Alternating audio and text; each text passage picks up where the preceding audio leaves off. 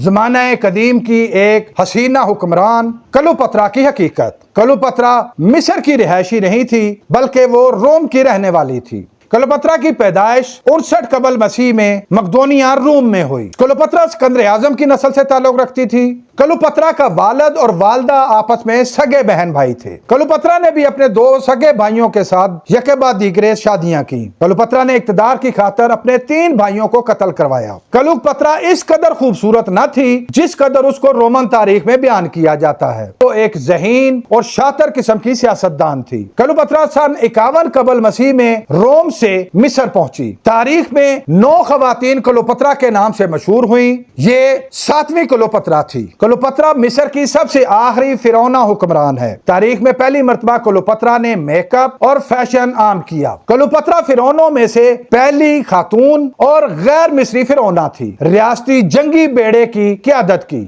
क्लीओपेत्रा को 9 ज़बानों पर अबूर हासिल था। जिस वक्त जूलियस सीजर का कत्ल हुआ, क्लीओपेत्रा रोम में ही मौजूद थी। क्लीओपेत्रा के मकबरे के बारे में तारीख में आज तक किसी को कुछ इल्म नहीं। क्या क्लीओपेत्रा एक बद किरदार औरत थी? क्लीओपेत्रा रोम से मिस्र और फिर ऐवान इक़्तिदार तक कैसे पहुंची? क्लीओपेत्रा क्यों गिरफ्तार हुई? और क्लीओपेत्रा की दर्दनाक मौत की कहानी क्या है? यह सब जानने के लिए नीचे दी गई मुकम्मल वीडियो जरूर देखिए।